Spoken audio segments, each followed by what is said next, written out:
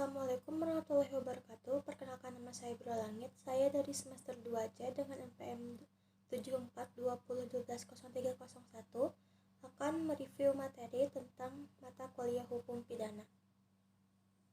Sumber hukum pidana. Sumber hukum pidana yang pertama adalah KUHP.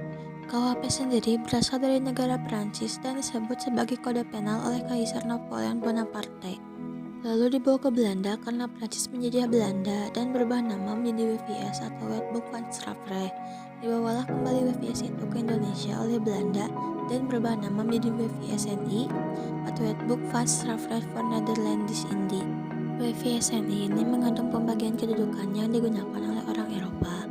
WVSNI juga berlaku di Indonesia pada tanggal 1 Januari tahun 1918. Hukum pidana dibagi menjadi dua, ada hukum pidana formal dan hukum pidana material.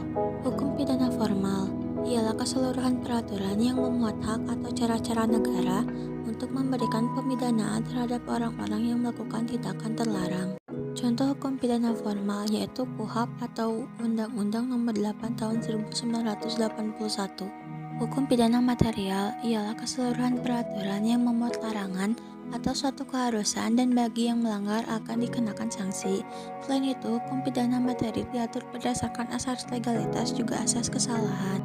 Contoh hukum pidana material ialah KUHP dan peraturan di luar KUHP.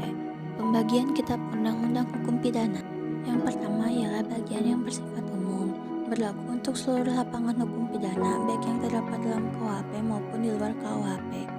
Bagian yang bersifat khusus mengatur perbuatan-perbuatan mana yang dapat dipidana dan disertai ancaman berupa sanksi yang melanggarnya. Buku dalam hukum pidana dibagi menjadi tiga. Yang pertama dalam buku ke-1 yang berisi bagian dari hukum pidana yang bersifat umum, diatur dalam pasal 1 sampai 103.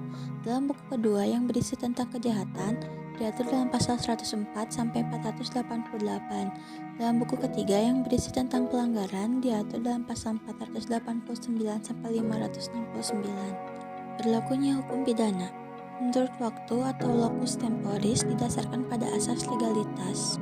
Yang kedua menurut tempat atau locus delicti.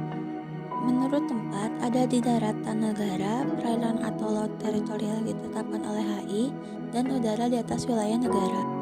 Berdasarkan hal tersebut, ada beberapa asas yang berlaku diantaranya asas teritorial yang terdapat dalam pasal 2 KUHP, asas personal yang terdapat dalam pasal 5 KUHP, asas perlindungan yang terdapat dalam pasal 4 dan 7 KUHP, asas universalitas, ekstradisi atau bisa disebut sebagai penyerahan atau bantuan hukum yang bersifat internasional. Cukup sekian materi yang dapat saya sampaikan, kurang lebihnya mohon dimaafkan. Billahi taufiq wal hidayah. Wassalamualaikum warahmatullahi wabarakatuh.